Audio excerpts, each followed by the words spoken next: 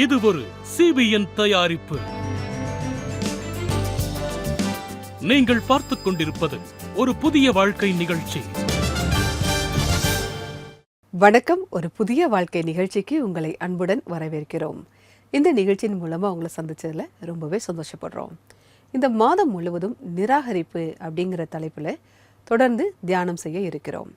அந்த வகையில் இன்னைக்கு நம்ம பார்க்க இருப்பது நம்முடைய அலுவலகம் அல்லது வேலை பார்க்கக்கூடிய இடங்களில் சந்திக்கக்கூடிய நிராகரிப்பு, அதிலிருந்து நம்ம எப்படி மீண்டு வருவது, கையாளுவது, அதை தான் பார்க்க போகிறோம். நம்ம தினமுமே சவால்களையும் பல பிரச்சனைகளையும் சந்திக்கிறோம். ஆனால் அப்படி இருக்கும்போது நான் என்னைக்காவது சந்தோஷமாக இருக்க ஒரு நாள் இருக்கா அப்படின்னு நீங்கள் கேட்குறீங்களா? நிச்சயமாக இருக்குது. இது கர்த்தர் உண்டு பண்ணின நாள், இதில் களி கூர்ந்து மகிழ கடவோம் அப்படின்னு பைபிள் வாசனம் நமக்கு சொல்லுது.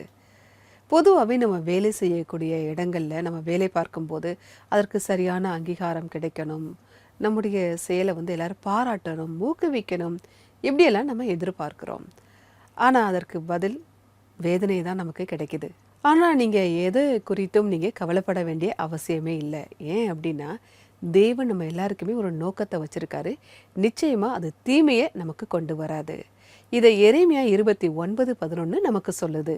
நம்முடைய சோகத்தில் நம்ம தேவனை நோக்கி பார்க்கும்போது நம்முடைய வாழ்க்கையை அவர் சந்தோஷமாக மாற்றி தருகிறார். அதனால் நீங்கள் எதை குறித்தும் கவலைப்பட வேண்டாம். தேவன் நமக்காக நல்ல நோக்கத்தை வச்சிருக்கிறதுனால நம்ம அவர் மேலே நம்பிக்கையாக இருக்கணும். அவர் நம்முடைய நம்பிக்கையை பூர்த்தி செய்கிறார். அதனால் நீங்கள் செய்யக்கூடிய வேலையை முழு மனசோட முழு பலத்தோட நீங்கள் செய்யுங்க. மனுஷனுக்காக அந்த வேலையை செய்யாதீங்க, நீங்கள் தேவனுக்காக வேலையை செய்ய ஆரம்பிங்க. எப்படி தான் நல்லா வேலை பார்த்தாலும் நீங்கள் நிராகரிக்கப்படுறீங்க அப்படிங்கும்போது உங்களுக்கு அது ஒரு வேதனையாகத்தான் இருக்கும். ஆனால் தேவன் உங்கள் கூட இருக்காரு, நீங்கள் தனியாக இல்லை. அதனால் நீங்கள் எந்த கவலையுமே படாதீங்க. யார் உங்களை நிராகரித்தாலும் தேவனுடைய பார்வைக்கு நீங்கள் எல்லாருமே விலையேற பெற்றவர்களாக இருக்கீங்க. இப்போ இதை பற்றி இன்னும் நம்ம நல்லா தெரிஞ்சுக்க நம்ம ஒரு சாட்சியை பார்க்க இருக்கிறோம். நீதி வந்தனா அவங்கள தான் நம்ம சந்திக்க போகிறோம். இவங்க நிராகரிப்பை சந்திச்சிருக்காங்க. ஆனால் அதுலேருந்து எப்படி மீண்டு வந்தாங்க அப்படிங்கிறத அவங்க சொல்கிறாங்க. வாங்க பார்க்கலாம். தன்னுடைய கனவு வேலையான கிளினிக்கல் அனலிஸ்ட் வேலையை பெற்று நீதி வந்தனா மிகவும் சந்தோஷமாக இருந்தார். மேலும் லீட் டீமில் அங்கம் வசிப்பதற்காகவும் மிகவும் உற்சாகத்தோடு இருந்தார். எனக்கு அந்த வேலை தான் பிடிச்சிருந்தது. கிளினிக்கல் அனலிஸ்ட் என்பது நீங்க நோயாளிகளை சந்திச்சு அவங்க கூட பேசணும். அதனால ரொம்ப ஆர்வத்தோட இந்த கார்ப்பரேட் உலகத்துல முதல்ல நான் அடி எடுத்து வச்சேன். இங்க நான் வேலை செய்ய தொடங்கினேன். வேலை செய்யறதுன்னு வரப்ப நான் ரொம்ப கடினமா உழைக்கிறவ. உண்மையா நான் வேலை செஞ்சேன். ஆனால் நீதி சீக்கிரமே ஆபீஸில் இருக்கிற அவர்களின் தந்திரத்தில் சிக்கிக் கொண்டார். நீதி தகுதி இல்லாதவ, நீதி கிட்ட ஒழுக்கம் இல்லைன்னு என்னை பத்தி மேல்கள் போக ஆரம்பிச்சுது. மேனேஜர் கிட்ட இருந்தும் டைரக்டர் கிட்ட இருந்தும் மட்டும் இல்லாம மற்ற டீம்க கிட்ட இருந்தும் நான் சரியா வேலை செய்யறது இல்லைன்னு என்னை பத்தி மெயில் போட்டுட்டு இருந்தாங்க. பிறகு யூஎஸ்ல இருந்தும் எனக்கு மெயில் வந்துச்சு. அதோட என்னோட கிளையண்ட்டும் என்கிட்ட கம்ப்ளைண்ட் பண்ண ஆரம்பிச்சாங்க. தேவனே என்ன நடந்துகிட்டு இருக்குன்னு நான் கேள்வி கேட்க ஆரம்பிச்சேன் தேவன் கிட்ட. எனக்கு ஏன் இப்படி மெயில்கள் அனுப்புறாங்க? நான் செய்யற வேலைகள்ல கரெக்டா இருக்கேன். இதுக்காகவே அவங்க புது நபர்களை தேர்ந்தெடுத்து என்கிட்ட ட்ரைனிங்க்கு அனுப்பிச்சாங்க. அந்த நேரத்துல so that I can teach them. இவை எல்லாவற்றுக்கு பின்பும் இருந்தது யார் என்று சில நாட்களில் நீதிக்கு தெரிய வந்தது. என்னோட தோழிகள் நீ என்ன செஞ்சுக்கிட்டு இருக்க, நீ ஏன் அழுதுகிட்டு இருக்க, இதுல உன்னோட தப்பு இல்லவே இல்லையே அப்படின்னு எனக்கு புரிய வச்சாங்க. அவங்க எனக்கு சீனியர்களா இருந்தாங்க. அப்ப நான் அவங்க கிட்ட உங்களுக்கு எப்படி தெரியும்னு கேட்டேன். உன்னை பத்தி மேனேஜர் ஹெட் குவார்ட்டர்ஸ்க்கு தப்பா மெயில் அனுப்புறத நான் பார்த்தேன்னு அவங்க சொன்னாங்க. அவர்கள் ஆண்டவர் இயேசு கிறிஸ்துவிடம் சென்று அவர்களிடம் இருந்து வழிகாட்டுதலை கேட்பதற்கு முடிவு செய்தார். நீங்கள் சர்ப்பங்களைப் போல வினா உள்ளவர்களாயும் புறாக்களைப் போல கபடற்றவர்களுமாய் இருங்கள்னு சொல்லப்பட்டு இருந்துச்சு. இந்த விஷயம் என்ன தொட்டுச்சு.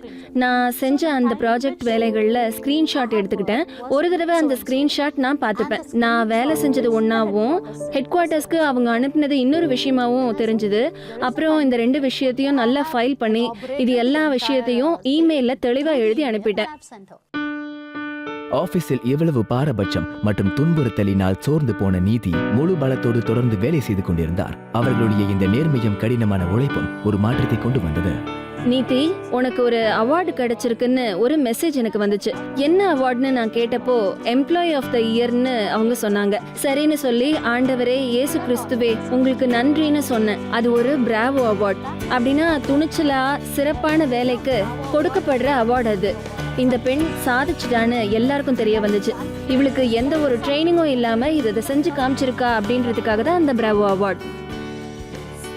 இன்றைக்கு நீதி தனக்கு ஆதரவாக இருப்பதற்காகவும் எந்த ஒரு சமரசமும் இல்லாமல் வாழ்க்கையை வாழ உதவி செய்ததற்காகவும் தேவனுக்கு அவருடைய குடும்பத்திற்கும் நன்றி உள்ளவராக இருக்கிறார்.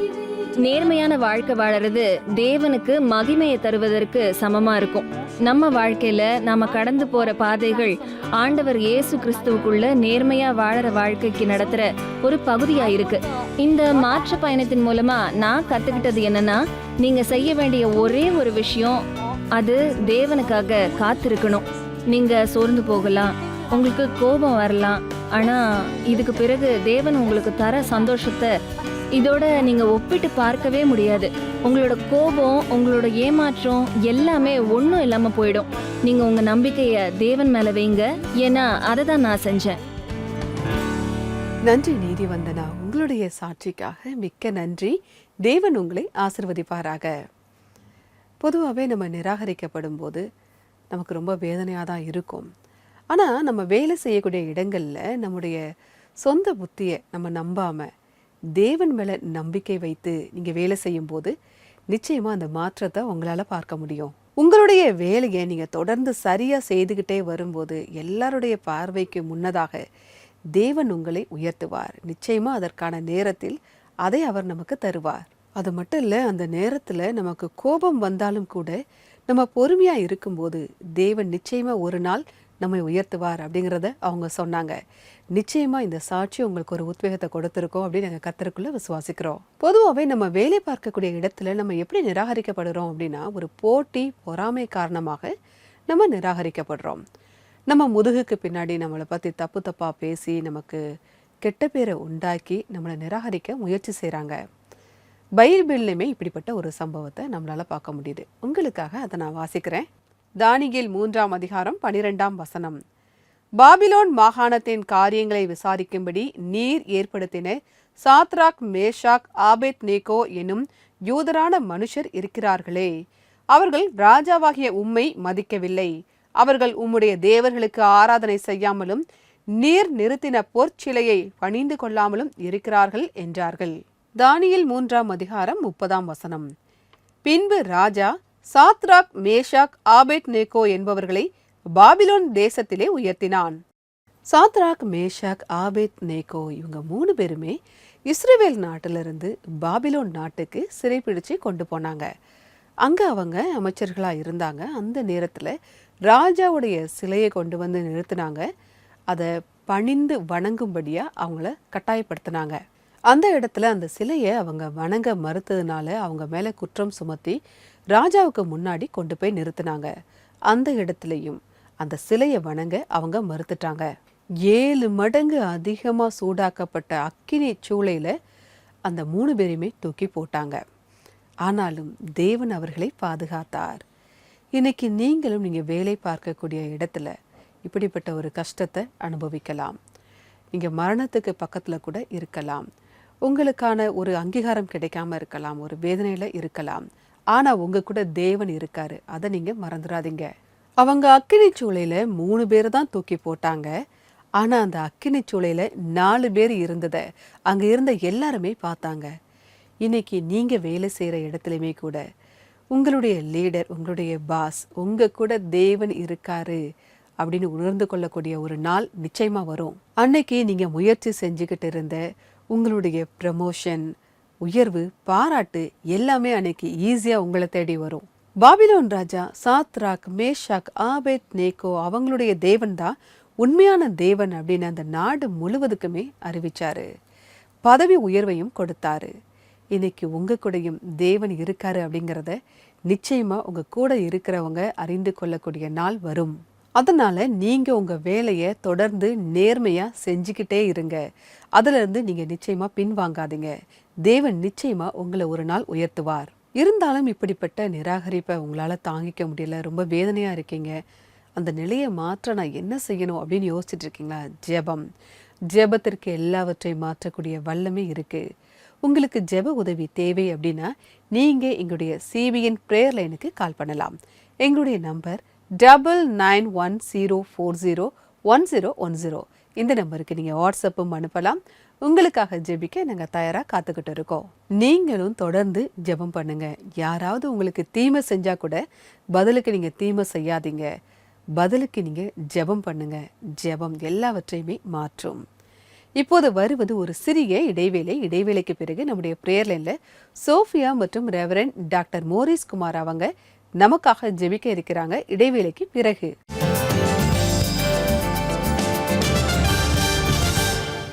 ஒரு புதிய வாழ்க்கை பார்வையாளர்கள், இன்னைக்கே நீங்க ஒரு புதிய வாழ்க்கை குடும்பத்துல இணையறதுக்காக உங்களை வரவேற்கிறோம். நீங்க ஒரு புதிய வாழ்க்கை நிகழ்ச்சியை டிவி மற்றும் டிஜிட்டல் தளம் மூலமா ஒவ்வொருத்தர் வீட்டுக்கும் கொண்டு போங்க. அப்படி நீங்க செய்யறதுக்காக ஒவ்வொரு மாசமும் நீங்க 50 ரூபாய் பங்களிப்பா தரலாம். உங்களோட பங்களிப்பை எங்களுக்கு தர்றதுக்கு நீங்க திரையில தெரிகிற QR கோடை ஸ்கேன் செஞ்சு இன்னைக்கே ஒரு புதிய வாழ்க்கை குடும்பத்துல நீங்களும் இணையுங்க.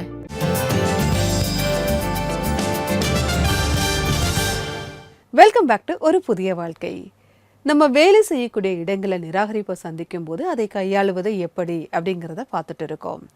நீங்கள் தொடர்ந்து நேர்மையாக உங்கள் வேலையை தொடர்ந்து செய்து கொண்டே இருக்க வேண்டும். இன்னும் நீங்கள் நிறைய படிக்க வேண்டும், நிறைய டிகிரியை படிக்கலாம், தொடர்ந்து ஜெபம் செய்ய வேண்டும். அதையும் நம்ம பார்த்தோம். ஜெபிக்கும் போது தேவனிடத்திலிருந்து நாம் உதவியை பெறுகிறோம். சில நேரம் உங்கள் வேலையை நீங்கள் சரியாக செய்யாமல் நீங்கள் நிராகரிப்பை சந்திக்காமல் உங்கள் வேலையை நீங்கள் சரியாக செஞ்சாலும் நீங்கள் நிராகரிக்கப்படுவீங்க. அது ஏன் அப்படின்னா சிலருடைய வெறுப்பு உணர்வுனால நீங்கள் இந்த மாதிரி நிராகரிப்பை சந்திக்கலாம். ஆனால் அதை குறித்து நீங்கள் கவலைப்பட வேண்டாம். சில நேரம் நம்ம வேலை பார்க்கக்கூடிய இடத்துல நம்மளுடைய இடத்துக்கு வேறொருத்தங்க வரணும் அப்படின்னு கூட நினைப்பாங்க. அப்போவும் நீங்கள் கவலைப்பட வேண்டாம். தேவன் எல்லாவற்றையுமே பார்த்து கொள்வார். இம்மட்டும் வழிநடத்திய தேவன் இனியும் நம்மை வழிநடத்துவார். இப்போ நீங்கள் இருக்கிற இடத்துக்கு வர்றதுக்கு காரணமே தேவன் தானே. அவர் தான் இவ்வளோ தூரம் உங்களை கொண்டு வந்திருக்காரு. இனியும் அவர் வழிநடத்துவார். நீங்கள் எதை கண்டும் பயப்பட வேண்டாம். நீங்கள் உங்கள் வேலையை நேர்மையாக தொடர்ந்து செஞ்சுக்கிட்டே இருங்க. நம்முடைய பரலோக பிதா அவர் வேலையை அவர் செஞ்சிருவார். இப்போ நம்முடைய பிரேயர் லைனில் சோஃபியா மற்றும் ரெவரண்ட் டாக்டர் மோரிஸ் குமார் அவங்க நமக்காக ஸ்பெஷலாக ப்ரேயர் பண்ண போகிறாங்க. வாங்க நாமும் சேர்ந்து ஜெபிப்போம். வணக்கம் நண்பர்களே, உங்கள் அனைவரையும் CBN பிரேயர் லைனுக்கு வரவேற்கிறேன். இன்னைக்கு உங்களுக்கு வேலை பார்க்குற இடத்துல இருக்கிற சவால்களுக்காக ஜெபம் பண்ண போறோம். நம்ம ரெவரண்ட் டாக்டர் மோரிஸ் குமார் அவர்கள் லக்னோல இருக்க அசம்பிளி ஆஃப் பிலீவர் சர்ச்சோட பாஸ்டர். Welcome pastor. நன்றி சோஃபியா, நீங்க ரொம்ப சரியா சொன்னீங்க. வேலை பார்க்குற இடத்துல நாம நிராகரிக்கப்படவும் நமக்கு ப்ரமோஷன் கிடைக்காதப்பவும் ரொம்பவே நமக்கு மனச்சோர்வு வரும். இந்த விஷயத்தை பத்தி நம்ம பார்வையாளர்கள் கிட்ட பேசுறது ரொம்பவே ஒரு நல்ல விஷயம்னு நான் நினைக்கிறேன். ஆமா பாஸ்டர், இந்த வேலை பார்க்குற இடத்துல சில நேரங்கள்ல என்ன நடக்குதுன்னா நம்மள கண்டுக்கவே மாட்டாங்க. அந்த நேரத்துல நமக்கு சம்பள உயர்வு, ப்ரொமோஷன் கிடைக்காது. அப்ப நாம என்ன செய்யணும்? சொல்றேன். முதல்ல நான் இதை சொல்றதுக்கு விரும்புறேன். எனக்கோ இல்ல வேற யாருக்கோ மன அழுத்தம் வருது, இல்ல நிராகரிக்கப்படுறாங்கன்னா அந்த பதவி நான் என்ன காரணத்துக்காக இருக்கிறேன், என்னோட வேலை என்னங்கிறத தெரிஞ்சிக்க நான் முயற்சி செய்யணும். நிறைய தடவை நாம அதை நம்மோட விஷயமா எடுத்துக்கிறோம். நம்மோட தனிப்பட்ட அப்புறம் வேலை சம்பந்தமான விஷயங்களை தனித்தனியா வச்சுக்கணும், சமநிலையில வச்சுக்கணும். நமக்கு நிராகரிப்பு வரும்போது முதல்ல நாம என்ன செய்யறோம்னா நாம சோர்ந்து போய் நம்ம வேலையை விட்டு விடுவோம். அதுதான் அங்கிருந்து நம்மோட வீழ்ச்சி தொடங்குது. எனக்கு இந்த வசனம் ஞாபகத்துக்கு வருது. Let us not become weary in doing good. அதாவது நன்மை செய்யறதுல சோர்ந்து போகாமல் இருப்போமாக. கலாத்தியர் 6:9 எழுதியிருக்கு. அதனால நீங்க மனுஷங்களுக்கு வேலை பார்க்கும்போது தேவனுக்கு வேலை பார்க்குற மாதிரி வேலை பாருங்கன்னு நான் சொல்லுவேன். உன் சுய புத்தியின் மேல் சாயாமல் உன் முழு இருதயத்தோடும் கர்த்தரில் நம்பிக்கையாயிரு. அப்பொழுது அவர் உன் பாதைகளை செவ்வைப்படுத்துவார்னு நீதிமொழிகள் 3:5 சாலமன் சொல்லியிருக்காரு. இந்த மாதிரி சூழ்நிலையில நாம தேவன் மேல நம்பிக்கை வைக்கிறது நமக்கு நல்லதை கொண்டு வர்றதா அமையும்னு நான் நிச்சயமா நம்புறேன். நீங்க ரொம்பவே சரியா சொன்னீங்க பாஸ்டர். நாம நம்ம வாழ்க்கையில அதிகமான நேரத்தை நம்ம வேலை பார்க்குற இடத்துல தான் செலவு பண்றோம். ஆனா அடிக்கடி நிராகரிக்கப்படுறதுனால அது ரொம்பவே கஷ்டமா இருக்கு. நிச்சயமா. அதனால நம்ம நேயர்களுக்காக நம்ம அந்த விஷயத்துக்காக ஜெபம் பண்ணலாம். நிச்சயமா நம்ம பார்வையாளர்களுக்காக ஜெபம் பண்றதுக்கு இது ஒரு நல்ல நேரம். ஜெபம் பண்ணலாம். ஆண்டவரே இயேசு கிறிஸ்துவே, உங்களுக்கு நன்றி சொல்றோம். நாங்க இப்போ ஒரு முக்கியமான ஒரு விஷயத்தை பார்த்துக்கிட்டு இருக்கோம். இன்னைக்கு நாங்க பைபிள் வசனத்திலிருந்து இந்த கடினமான சூழ்நிலைகளை எப்படி நாங்க கடந்து போகணும், எப்படி கையாளணும்னு நாங்க கத்துக்கிட்டோம்.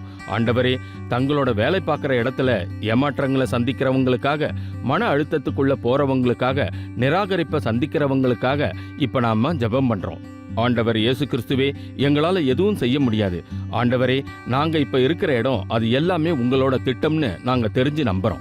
அதனால அவங்க எல்லாருமே உங்களை மட்டுமே பார்க்கவும், உங்க மேல மட்டுமே நம்பிக்கை வைக்கவும் நாங்க ஜெபம் பண்றோம். ஆண்டவரே, உங்க மேல நாங்க நம்பிக்கை வைக்கும்போது எங்களோட பாதைகளை நீங்க செவ்வாய்ப்படுத்துவீங்கன்னு எங்களுக்கு நல்லா தெரியும்.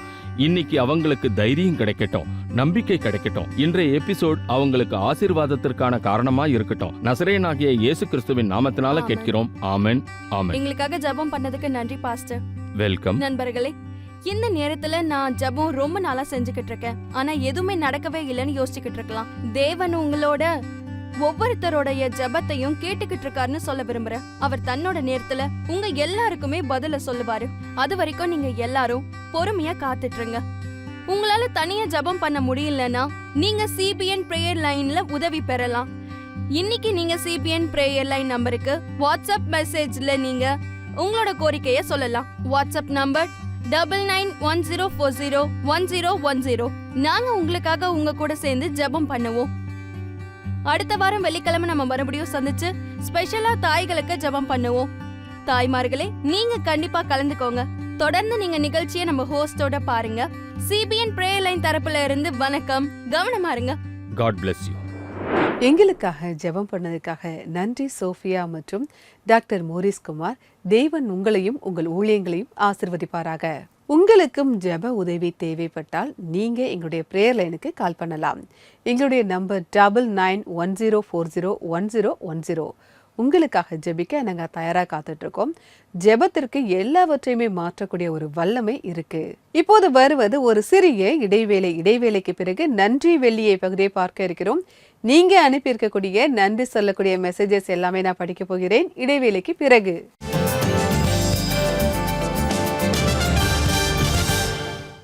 குழந்தைகள், இவர்கள் பைபிள் வசனங்களை தெரிந்து கொண்டு வளர்வதற்கு நாம் விரும்புகிறோம். இப்பொழுது சூப்பர் புக் மூலமாக பைபிள் சத்தியங்களை குழந்தைகள் சுவாரஸ்யமான முறையில் கற்றுக்கொள்ளலாம். பென்யமீன் அவங்களோட இருக்கான். இந்த சூப்பர் புக் பைபிள் ஆப்பில் இதே போல்தான் வேடிக்கையான விஷயங்கள் இருக்கிறது. அது உங்கள் குழந்தைகளுக்கு மிகவும் பிடிக்கும். நல்ல விளையாட்டுகளை விளையாடுதல், நல்ல நல்ல வீடியோக்களை பார்த்தல், பைபிள் கதாநாயகர்களை இன்னும் நன்றாக தெரிந்து கொள்ளுதல் மற்றும் பைபிள் வசனங்கள், இவைகள் எல்லாவற்றையும் குழந்தைகள் வேடிக்கையான முறையில் கற்றுக்கொள்வார்கள். சூப்பர் புக் பைபிள் ஆப் இன்றைக்கு ஆப் ஸ்டோர் அல்லது பிளே ஸ்டோர்ல இருந்து டவுன்லோட் செய்யுங்கள்.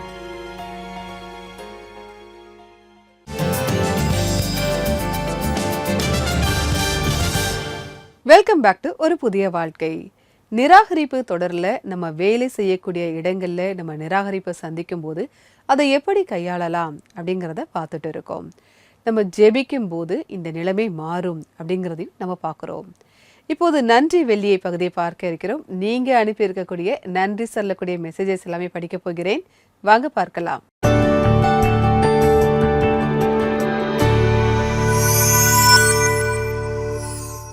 வந்திருக்கக்கூடிய முதல் மெசேஜ், பிரைஸ் தி லார்ட். அழகான சாட்சிகளுக்காக ஆண்டவருக்கு நன்றி. மேலும் எங்கள் வாழ்க்கையில் இவ்வளவு அழகான சாட்சிகளை கொண்டு வருவதற்காக முழு CBN குழுவிற்கும் நன்றி. உங்கள் மெசேஜுக்காக மிக்க நன்றி.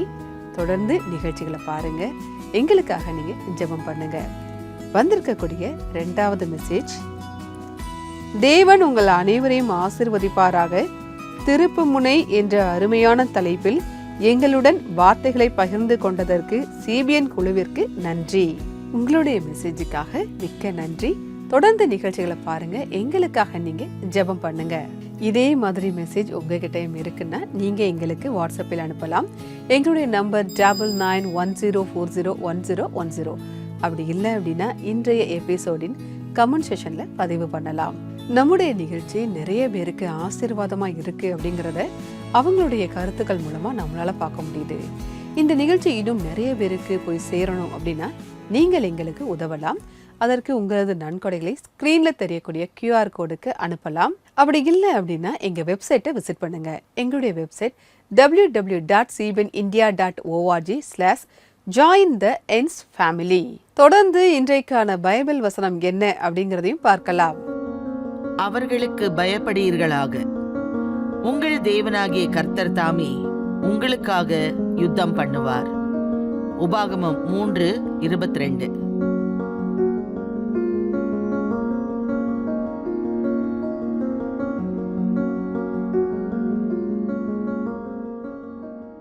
தேவனை தன்னுடைய ராஜாவாக கொண்டவங்க பாக்கியவான்கள். அந்த காலத்துல இஸ்ரவேலர்களுக்கு வேற யாருமே துணையா சப்போர்ட்டா இல்லை, தேவன் தான் இருந்தாரு. நீங்க வேலை பார்க்கக்கூடிய இடத்துல உங்களுக்கும் இப்படிப்பட்ட ஒரு நிராகரிப்பு இருக்குது. நீங்க கூட கூட பேசணும், அவங்க கூட சண்டை போடணும், ஆயுதம் எடுக்கணும் அப்படின்னு அவசியம் இல்லை. உங்களுடைய எல்லா பிரச்சனைகளையும் நீங்க தேவன்கிட்ட ஒப்புக்கொடுங்க, அவர் எல்லாவற்றையும் சரி செய்வார். நீங்க எதை குறித்தும் கவலைப்பட வேண்டாம், எல்லாவற்றையும் உங்களுக்காக தேவனே செய்வார். இப்போது ஒரு ஆராதனை பாடலை பார்ப்போம்.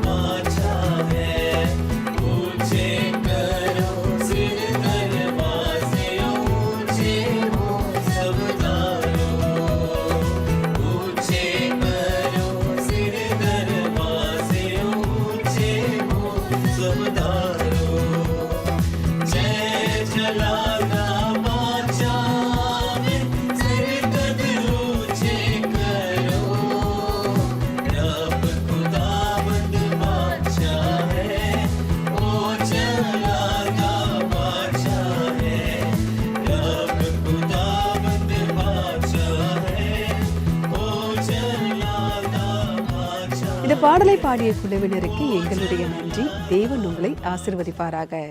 நிகழ்ச்சியுடைய நிறைவு பகுதிக்கு வந்துட்டோம். நீதிவந்தனா அவங்களுடைய சாட்சியை பார்த்தோம். அவங்க ஜெபிக்கும் போது அவங்க வேலை பார்க்கின்ற இடங்கள்ல தேவனுடைய தயவையும் மற்றவர்களுடைய தயவும் அவங்களுக்கு எப்படி கிடைச்சிது அப்படிங்கிறத நம்ம பார்த்தோம். அதே மாதிரி நீங்களும் வேலைக்கு போகும்போது தேவனிடத்தில் ஜெபித்து கொண்டு நீங்க போகும்போது தேவனுடைய கிருபையையும் மற்றவருடைய கிருபையும் உங்களால பார்க்க முடியும். நீங்க வேலை செய்கின்ற இடத்துல ஒரு ஆசீர்வாதத்தை உங்களால பார்க்க முடியும். தேவன் உங்க கூட இருக்கிறதுனால சாத்ராக் மேஷாக் ஆபேத் நேகோவை தேவன் எப்படி உயர்த்தினாரோ அதே மாதிரி உங்களுக்கும் ஒரு பதவி உயர்வை அவர் தருகிறார். நான் வேறொரு நிகழ்ச்சியில உங்களை சந்திக்கிறேன். அதுவரை கர்த்தருடைய கிருபை உங்கள் அனைவரோடும் கூட இருப்பதாக. God bless you.